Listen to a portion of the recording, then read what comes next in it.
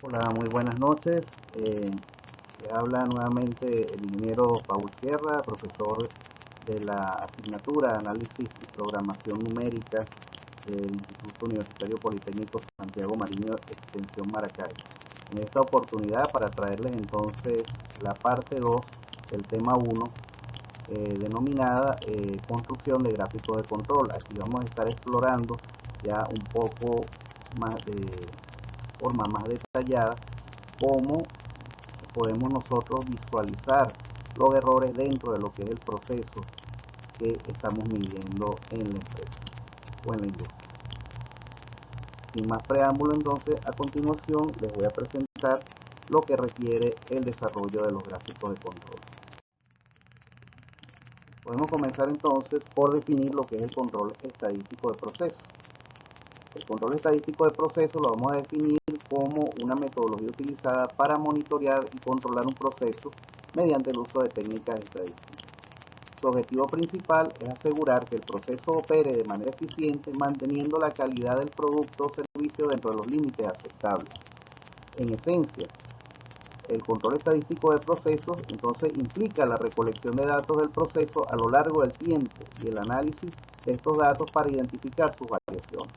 Estas variaciones pueden ser naturales, lo que vamos a llamar variaciones comunes, o provocadas por factores externos, como lo veíamos en las láminas de la primera parte de la clase 1. ¿Okay? Ya sabemos cuáles son estos factores externos. Al identificar y controlar estas variaciones, entonces se pueden realizar ajustes para mejorar el rendimiento de los procesos. Entre los objetivos que persigue el control estadístico de procesos se encuentran entonces el monitoreo continuo, es decir, vigilar el desempeño del proceso en tiempo real para detectar cualquier desviación. Identificar las variaciones, es decir, distinguir entre variaciones comunes, que es lo que llamamos variaciones naturales al proceso, y variaciones especiales, las cuales son causadas por factores externos. Pero también con esto se espera establecer un proceso de mejora continua que facilite la identificación de áreas donde se pueden realizar mejoras, lo que lleva a una mayor eficiencia y calidad de los productos o servicios que se generan a través de los diferentes procesos. También esto nos permite llevar a cabo reducción de desperdicios, es decir, minimizar los defectos y a su vez generar una mejora de la calidad del producto final, lo cual se va a traducir en una mayor satisfacción del cliente, asegurando que los productos cumplan con las especificaciones requeridas, aumentando así la satisfacción, en este caso del consumidor final, que es el cliente. Ahora conversemos un poquito acerca de lo que es el desarrollo histórico, o ha sido el desarrollo histórico del control estadístico de procesos. El control estadístico de procesos arranca en la década de 1920 a 1930 mediante los trabajos realizados por el ingeniero Walter Shewhart, un ingeniero estadounidense, el cual es considerado el padre del control estadístico de procesos. En 1924, este ingeniero desarrolla el gráfico de control como una herramienta fundamental que permite visualizar la variabilidad del proceso a lo largo del tiempo.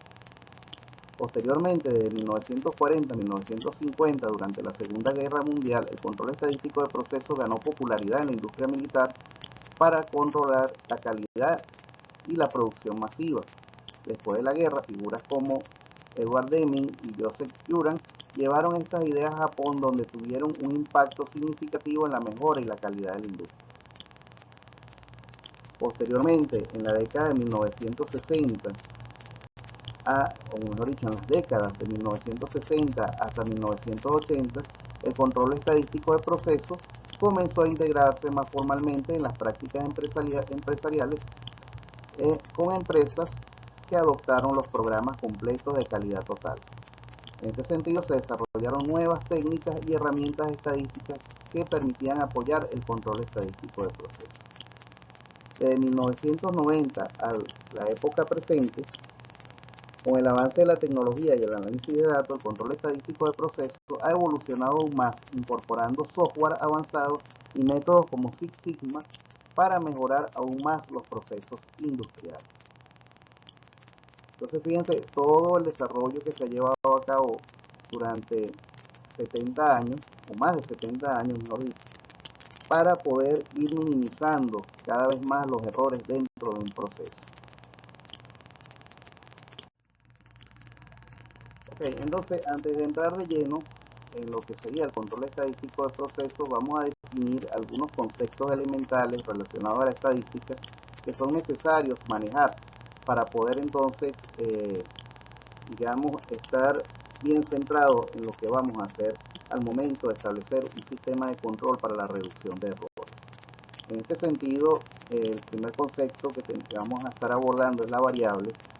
¿Y qué es una variable? Una variable es un concepto fundamental en estadística y matemática que se refiere a cualquier característica, atributo o cantidad que puede tomar valores diferentes. En este sentido, vamos a tener entonces las variables cuantitativas, que son las variables numéricas, y dentro de las variables cuantitativas entonces vamos a tener las variables continuas, aquellas que pueden tomar cualquier valor dentro de un rango, por ejemplo la altura de una persona o el peso de un objeto. Mientras que las variables discretas solo pueden tomar valores específicos, generalmente enteros, por ejemplo el número de defectos de un lote o la cantidad de productos vendidos. También tenemos otra categoría de variables que se les llaman variables cualitativas. Estas variables se van a caracterizar porque no se miden con un número, sino se miden en función de las características visuales propias de un objeto o del orden en que éste aparece. En este caso tenemos las variables nominales que representan categorías sin un orden específico, por ejemplo el color de un automóvil. En este caso puede ser rojo, azul, verde, pero indiferentemente de cómo los nombremos, esto no va a afectar la característica de la variable. Por otro lado, tenemos las variables ordinales que representan categorías con un orden o jerarquía. Por ejemplo, tenemos aquí cuando vamos a clasificar una altura, entonces tenemos bajo, medio, alto, o el orden de llegada de los ganadores en una competencia. Que son de acuerdo al orden de llegada, entonces se premian con el oro, la plata y el bronce.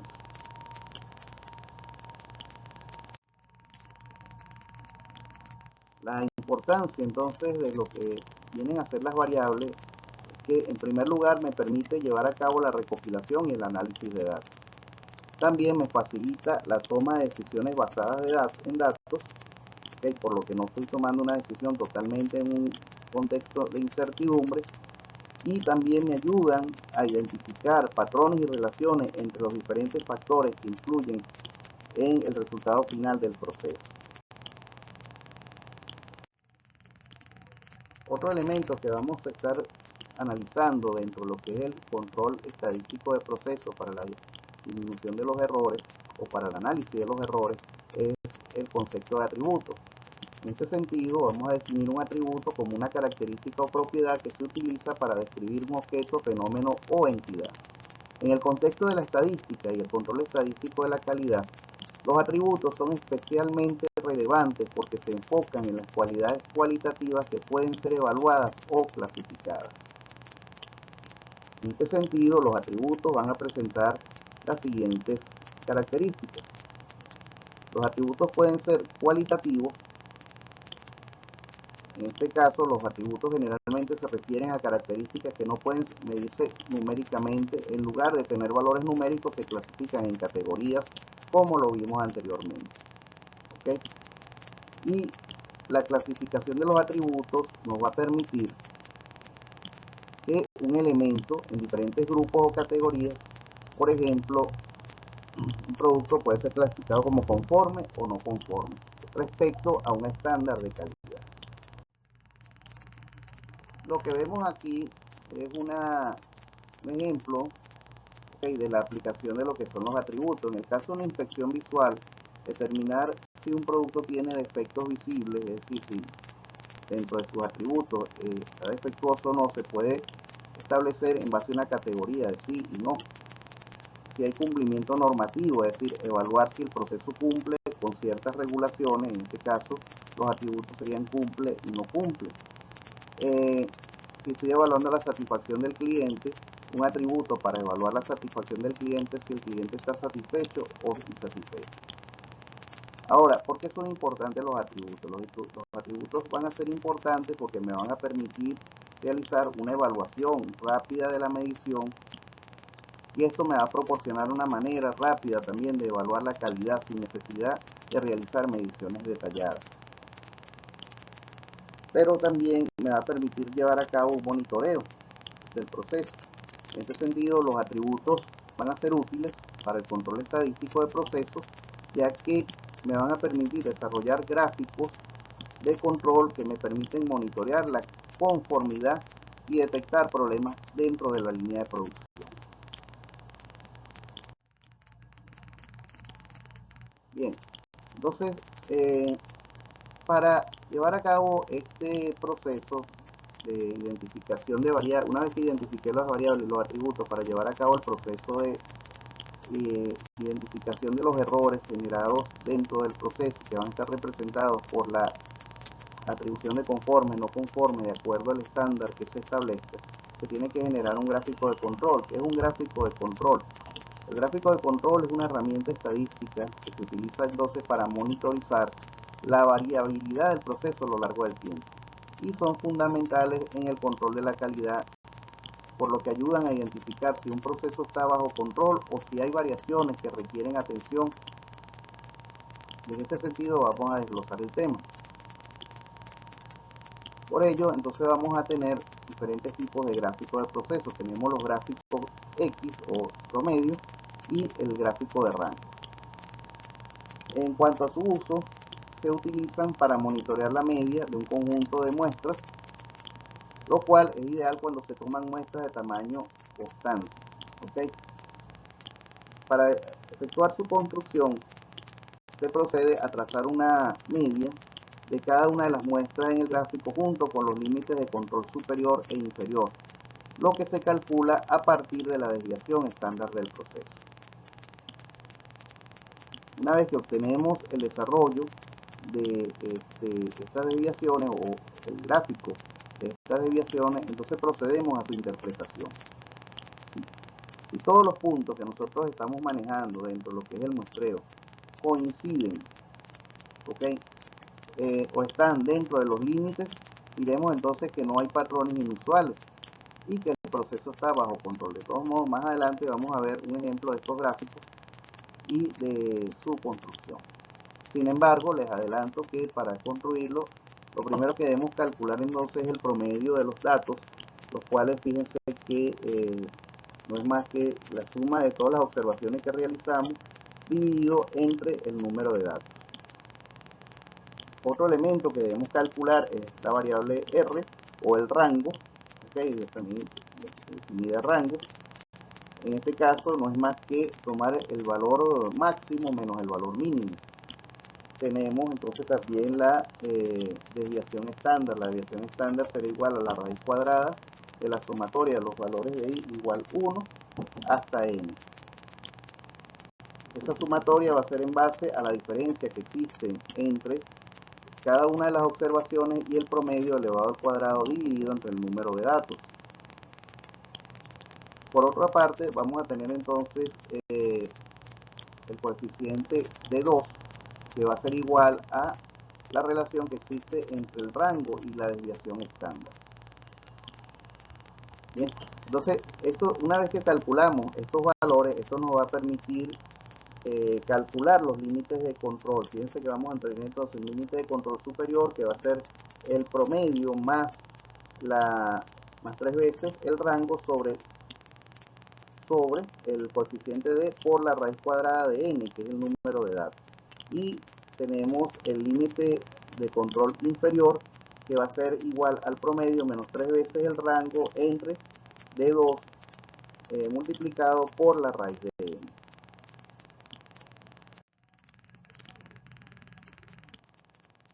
Bien, continuando entonces con lo que serían la construcción del gráfico de control, vamos a tener otro gráfico que es el gráfico denominado gráfico tipo R o gráfico de rango. Y este se utiliza para monitorear la variabilidad dentro de las muestras, específicamente el rango del rango, es decir, la diferencia entre el valor máximo y el valor mínimo de cada muestra. La construcción similar a la que se utiliza en el gráfico anterior, el gráfico X barra. ¿Okay? Recuerden que cuando hablamos de X barra lo que estamos hablando es del promedio realmente, y se grafican los rangos de cada muestra y se establecen los límites de control. En cuanto a interpretación, esto me permite indicar si la variabilidad del proceso es consistente. Fíjense entonces que para hacer este tipo de gráfico lo que hacemos es identificar y anotar los datos, es decir, la media, después calculamos la media de media, el rango y la media de cada uno, la media de los diferentes rangos. El segundo paso es calcular los límites de control, los cuales los vamos a calcular. Fíjense que aquí aparece el límite de control superior, que es igual a X, X con 2 barras. Esto quiere decir que es el promedio de promedio. Es decir, a cada promedio le volvemos a sacar los diferentes promedios obtenidos, le vamos a volver a sacar el promedio. Y eso se lo vamos a sumar a un coeficiente A2 y lo vamos a multiplicar por la media de los rangos obtenidos también. Fíjense que estamos aquí en el gráfico R, ¿ok? El gráfico X, perdón, les estoy explicando nuevamente. Igualmente, fíjense que para el límite de control inferior, en este caso, vamos a tomar la media de media y le vamos a restar el coeficiente A2 multiplicado por R.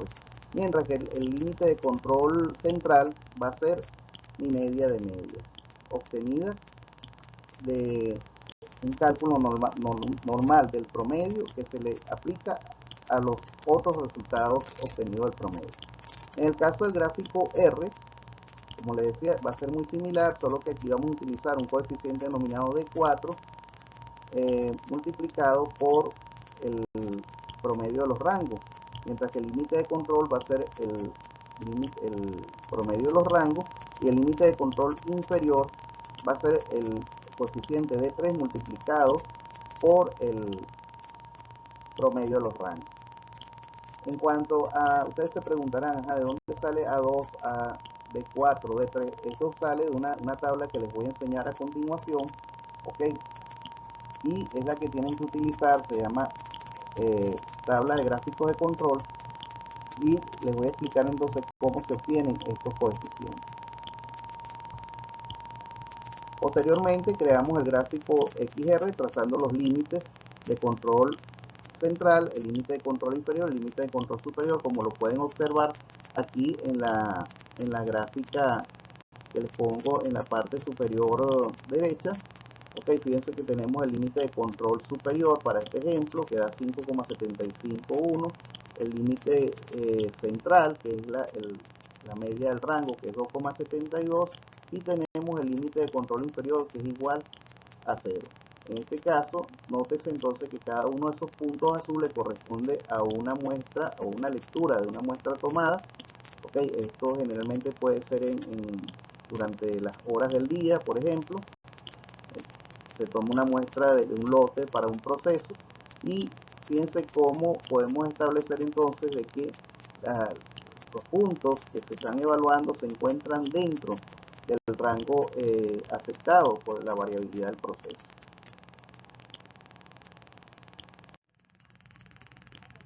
Vamos a ver este ejemplo, okay, que dice: durante 3 días se tomó una muestra de tubos PVC con la finalidad de evaluar la variación de longitud en pulgadas de los tubos que fabrica una empresa venezolana. Los datos de la muestra se encuentran en la siguiente tabla. Entonces fíjense que básicamente lo que hicieron fue durante cada hora, durante esos 3 días, o sea, durante cada hora, desde las 6 de la mañana hasta la 1 de la tarde, durante esos 3 días, tomaron una muestra a esa hora.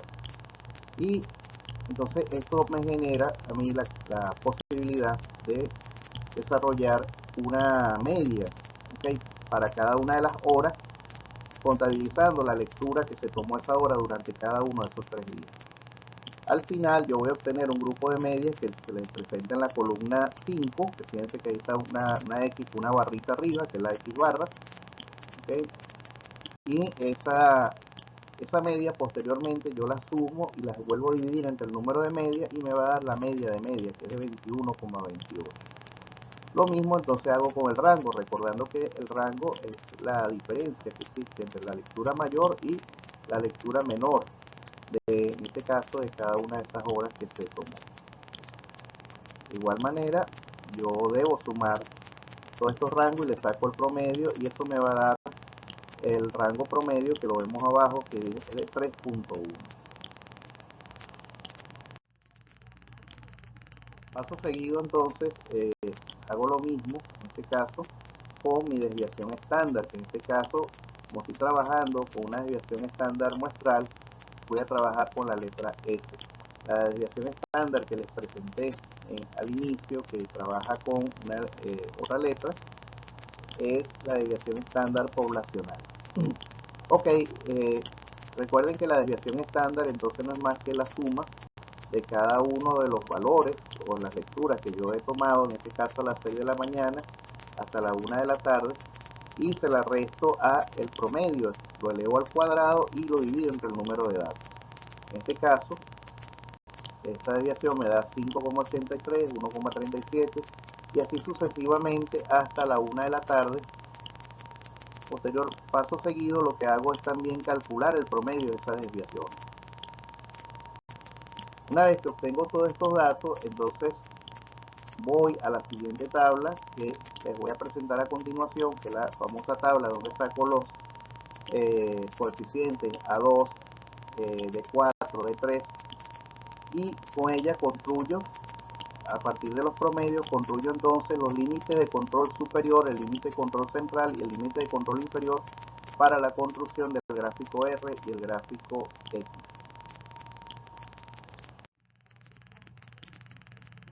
Entonces, fíjense entonces que lo que hacemos es utilizar esto que se llama tabla de factores para gráficos de control, y es muy sencilla de utilizar. ¿Okay? Básicamente lo que es n va a ser el número en este caso de muestras que yo estoy tomando, que en mi caso son 8, ¿okay? Y dependiendo del coeficiente que yo esté buscando, por ejemplo, si es A2, D3 y D4, simplemente yo lo que hago es identificar dónde ese coeficiente se cruza con el número de muestras que yo tengo, y ese es el número que voy a sustituir donde va el coeficiente en la fórmula. En este caso, fíjense que son 8 muestras. Cuando yo cruzo el número 8 con la intersección de A2, que es el coeficiente que estoy buscando, el valor que voy a utilizar entonces es 0,3773. Igualmente, si estoy buscando D3, que se utilizan los gráficos R y D4, fíjense entonces que los valores obtenidos son 0,136, 0,864. Y así sucesivamente para cualquier coeficiente que me pida otras fórmulas de los diferentes gráficos de control. Bien, entonces lo que estoy presentándoles acá básicamente ya es el resumen con lo que vamos a construir los gráficos de control. Tengo mis valores promedios para X y mis valores promedios para mi desviación estándar, ¿sí? Y esto me va a permitir entonces construir tanto el gráfico de control de X como el gráfico de control de la desviación estándar. En este caso, fíjense que básicamente en el caso de la desviación estándar es muy similar, es B4 por S, ese promedio, ¿okay? Que ya lo habíamos calculado. El límite de control central es igual al promedio de la desviación estándar, y el límite de control inferior va a ser igual al, en este caso, a el coeficiente de B3 por el promedio de esa desviación estándar.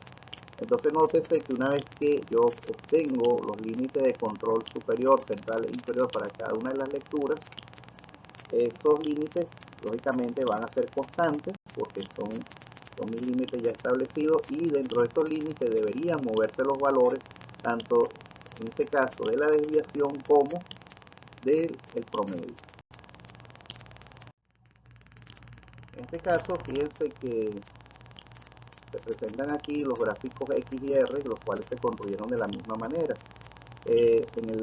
Los cuadros anteriores no les presenté el resumen del gráfico R, pero básicamente es lo mismo. Ustedes lo que van a tomar es sus rangos por cada una de las horas, es decir, en este caso el rango para las 6, el rango para las 7, para las 8, hasta la 1 de la tarde, y eso lo van a comparar con el gráfico, la línea de control superior para R, la línea de control central que viene siendo R promedio y la línea de control inferior para R, en este caso para R. Entonces nótese, fíjense el comportamiento que presentan las diferentes variables, mejor dicho, las diferentes muestras que se tomaron a las diferentes horas, y aquí podemos observar claramente cómo ya entre las 9 y las 10 se presenta un problema que obliga a, o genera, mejor dicho, una lectura donde los datos están claramente fuera de los límites de control. No obstante, aquí podemos observar también que durante el resto de las horas, a pesar de que los datos se encuentran dentro de los límites de control o dentro de un límite aceptable, también tienden a generar una variación un poco alta, si se quiere, con respecto a la media. Para el gráfico R, entonces fíjense que tenemos una variación bastante fuerte al inicio del proceso, a las 6 de la mañana, de 6 a 7, tenemos variaciones bastante fuertes que están fuera de los límites de control, y entre las 9 y las 10 también se presentan unas variaciones del proceso donde si los límites, si bien están dentro de los límites de control, se acercan peligrosamente al límite superior, lo cual no es recomendable porque podríamos generar un error. Recuerden entonces que la idea de estos gráficos es que en la medida que yo voy reduciendo, en la medida que yo voy reduciendo la distancia que existe entre el valor medio y los valores tomados, yo estoy generando una mayor precisión del proceso o sobre el proceso. Bien, entonces fíjense que en este caso estamos graficando, ¿verdad? Las variables promedio para desarrollar los gráficos X barra y gráfico S, o el gráfico de la desviación estándar.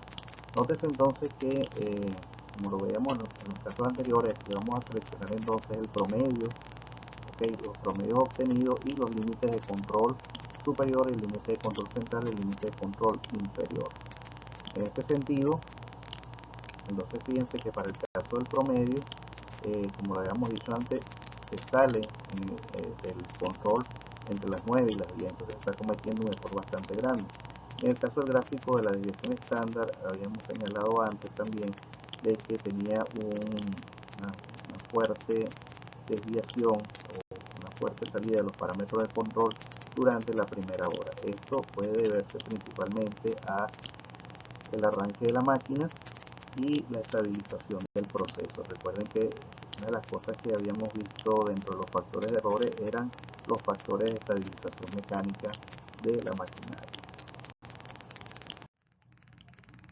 Entonces, algunas conclusiones a las que podemos llegar con base en estos resultados es que en el caso del gráfico promedio o gráfico barra X, tenemos que tras llevar a cabo la evaluación de las 3 muestras en distintos horarios, se ha determinado que aunque los valores obtenidos se sitúan dentro de los rangos admisibles establecidos por los límites superiores e inferiores, se han identificado muestras cuyas mediciones se encuentran fuera de las especificaciones en el intervalo comprendido entre las 9 y 10 am. En el caso del gráfico S, tenemos que tras realizar el análisis de los datos obtenidos de las distintas muestras, podemos concluir que presentan un grado de desviación estándar que se encuentra dentro de los valores permisibles establecidos por los límites calculados. Sin embargo, un gran porcentaje de los valores tiende a estar muy cerca del límite, lo que indica un alto grado de desviación dentro de lo aceptable. En contraste, los datos recolectados a las 6 am se encuentran completamente fuera de control en relación a los límites establecidos. Este es el tipo entonces de conclusión que ustedes tienen que generar cuando se les haga su evaluación, dentro de lo que es el desarrollo del ejercicio del límite de control. Bien, entonces, con relación al desarrollo de los gráficos P y NP que refieren a los gráficos que se utilizan para determinar los atributos de un determinado proceso, En estos gráficos se procede de la misma manera que en el caso anterior. ¿Okay? Se utiliza para procesos donde se evalúan atributos específicamente, en el caso del gráfico P que estoy mencionando ahora, la proporción de productos defectuosos en una muestra. Y para su construcción se grafican las proporciones de unidades defectuosas en diferentes muestras junto con los límites de control calculados. Su interpretación se basa en dar a conocer las observaciones y tendencias en la calidad y el producto a lo largo del tiempo. En el gráfico de producto no conforme es un gráfico similar al gráfico P, pero la construcción en este caso se van a representar el número total de productos defectuosos. ¿Okay? A continuación vamos a presentar entonces un ejemplo. Bien, entonces lo que les estoy presentando aquí básicamente son las fórmulas que vamos a utilizar para el cálculo de los productos defectuosos y los productos y el número de unidades defectuosas. ¿Okay? Lo que varía es que una fórmula lo estima en porcentaje, mientras que la otra fórmula lo estima en proporción. Fíjense entonces, en el caso de P barra no va a ser más que el porcentaje del número de productos no defectuosos, perdón, el caso de P barra va a ser la sumatoria o el promedio de los productos defectuosos, los cuales van a venir dados por la sumatoria de los defectuosos entre la cantidad de productos defectuosos. A esto le vamos a calcular su desviación estándar, que va a ser P promedio por la diferencia de 1 menos P entre n, raíz cuadrada. ¿Ok?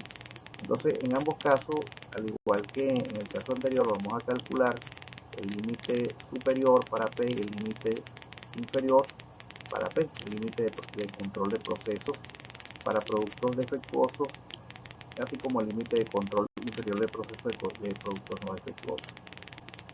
Igualmente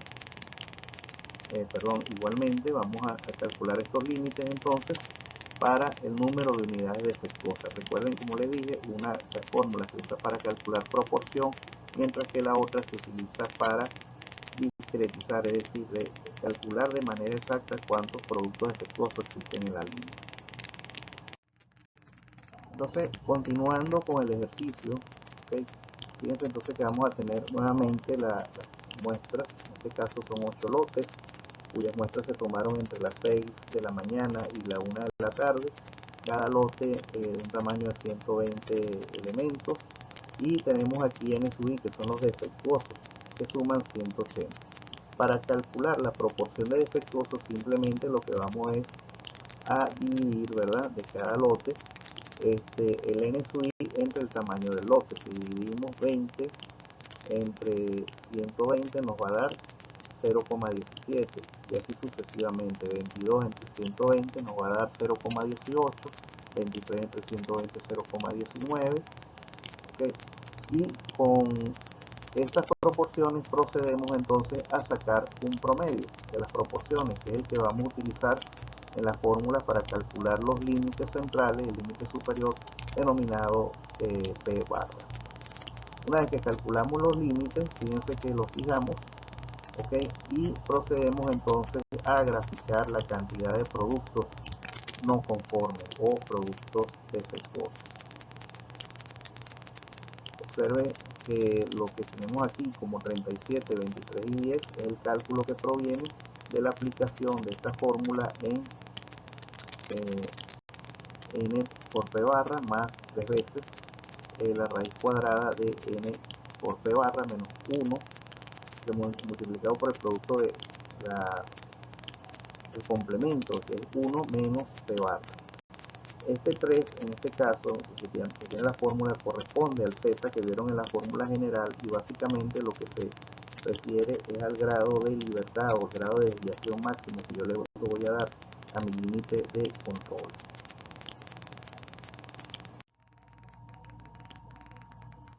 Bien, otros gráficos que se estilan utilizar para determinar el número de procesos defectuosos corresponde a el gráfico U y el gráfico C.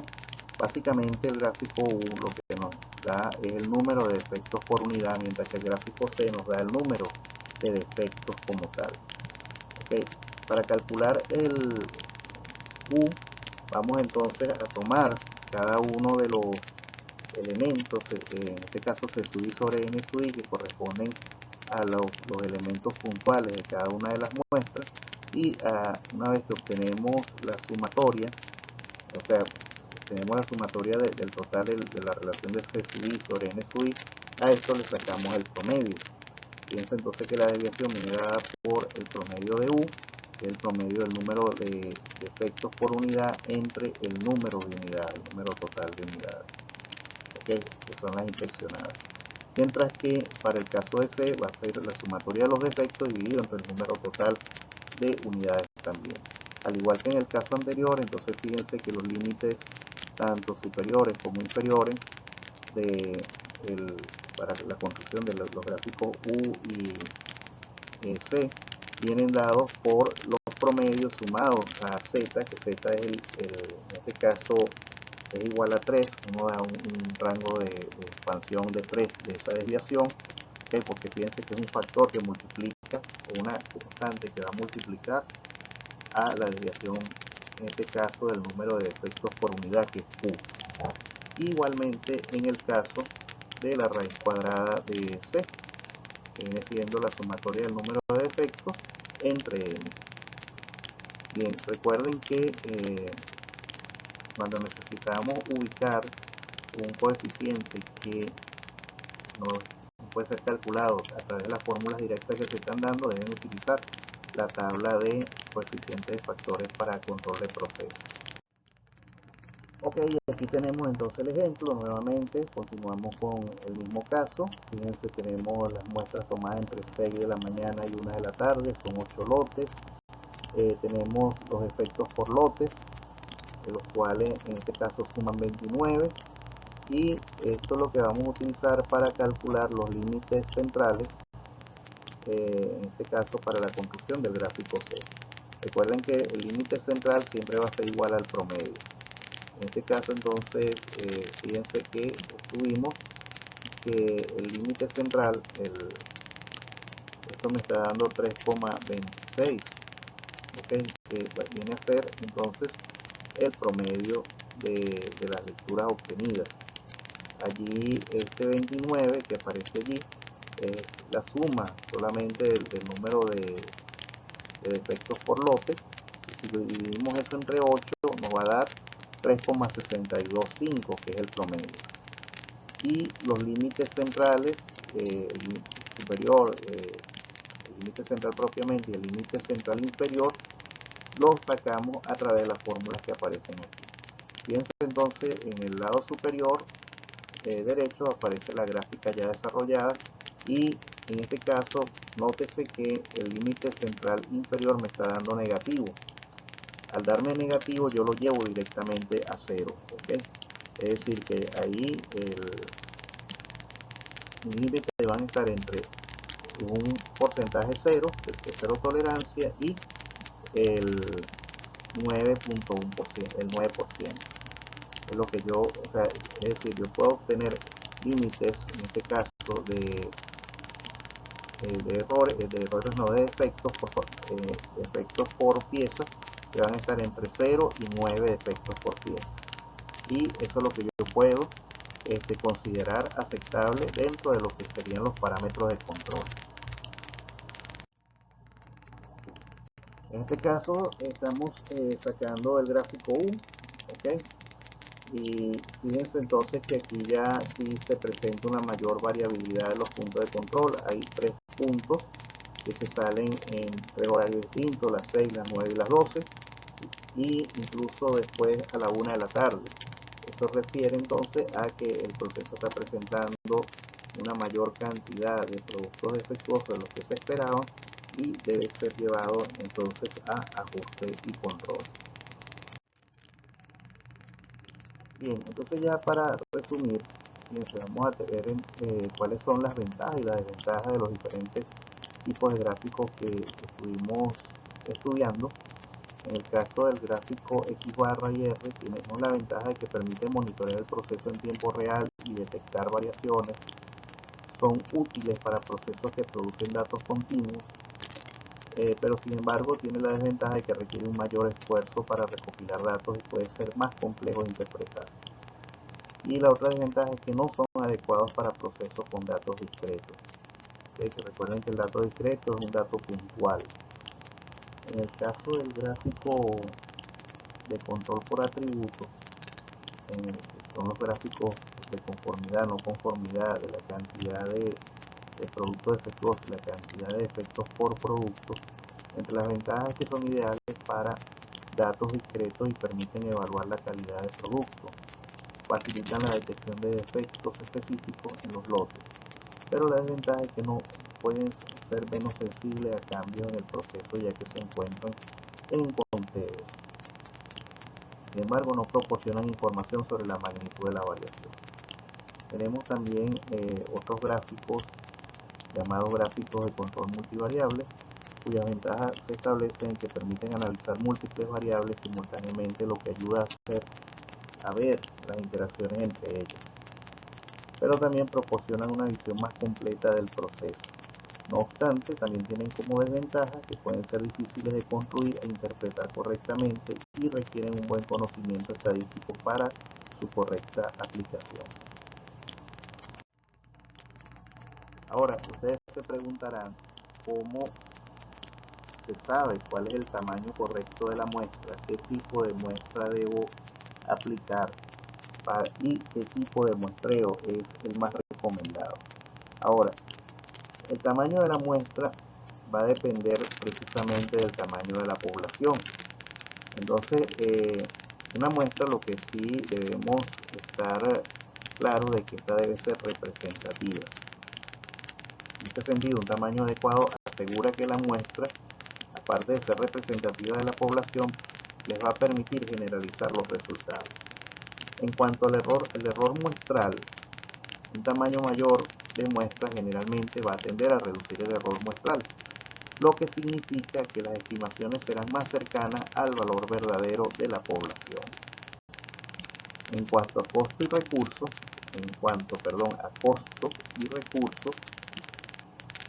sin embargo, podemos decir que al aumentar el tamaño de la muestra también implica mayores costos y recursos en cuanto a tiempo, dinero y esfuerzo.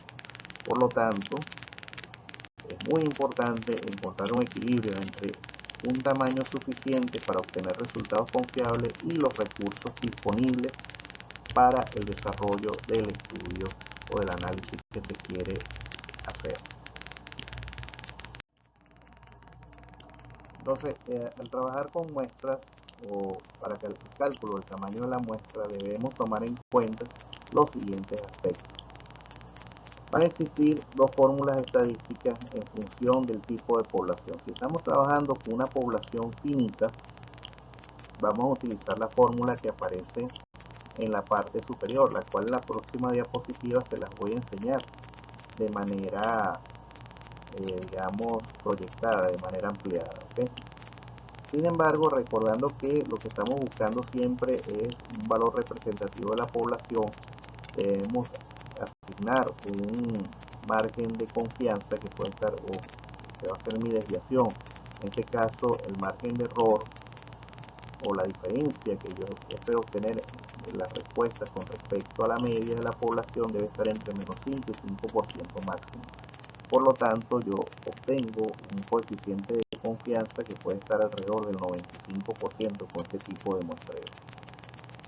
Por otro lado, la probabilidad de éxito va a venir dada por la proporción de individuos en la población que poseen una característica específica, mientras que la probabilidad de fracaso vendrá dada por los individuos que no poseen la característica específica que estoy buscando. Bien, entonces para el cálculo del tamaño de la muestra en una población finita lo vamos a obtener a partir de esta expresión que está aquí, donde n minúscula va a ser el tamaño de la muestra buscada, n mayúscula el tamaño de la población o universo, z va a ser un parámetro estadístico que va a depender del nivel de confianza, es decir, si yo tengo un nivel de confianza de 95%, Z tendrá un valor, el cual debemos buscar en una tabla. Dependiendo del E minúscula va a ser el error de estimación máximo aceptado, P va a ser la probabilidad de que ocurra el evento o de que la probabilidad de éxito, mientras que Q va a ser la probabilidad de que no ocurra el evento o la probabilidad de fracaso. Bien, entonces con relación a los tipos de muestreo vamos a tener, estos se van a clasificar en muestreo aleatorio simple. Este tipo de muestreo es aquel en el cual cada miembro de la población tiene la misma probabilidad de ser seleccionado y se puede realizar mediante sorteo o generadores de números aleatorios. Entre las ventajas es que es fácil de entender y de aplicar, y la desventaja es que puede no ser representativo si hay variaciones en la población. En segundo lugar tenemos los muestreos estratificados. Podemos decir que en este caso la población se divide en grupos, que los vamos a llamar estratos, que son de carácter homogéneo, y se toma una muestra aleatoria de cada estrato. Por ejemplo, se puede estratificar una población por edad, por género y nivel socioeconómico. Entre las ventajas es que aumenta la precisión y la representatividad del muestreo. Sin embargo, tiene como desventaja que requiere información previa sobre la población para formar los estratos. Ok, entonces continuando, entonces tenemos los muestreos conglomerados. Okay, en este caso se divide la población en grupos que vamos a llamar conglomerados y se seleccionan algunos de esos grupos al azar para estudiar. Por ejemplo, imaginen que seleccionamos una cierta escuela en lugar de los estudiantes de manera individual. La ventaja es más práctico y menos costoso para atender grandes poblaciones, y la desventaja es que puede introducir sesgos si los conglomerados no son homogéneos. Posteriormente tenemos el muestreo sistemático. En este tipo de muestreo se selecciona un punto de inicio al azar y luego se eligen miembros e intervalos regulares. Por ejemplo, seleccionar cada décimo nombre de una lista. La ventaja es que es sencillo y rápido, y la desventaja es que puede ser problemático si hay un patrón en la población que coincide con el intervalo elegido. Se les puede empastelar el cálculo, como dice.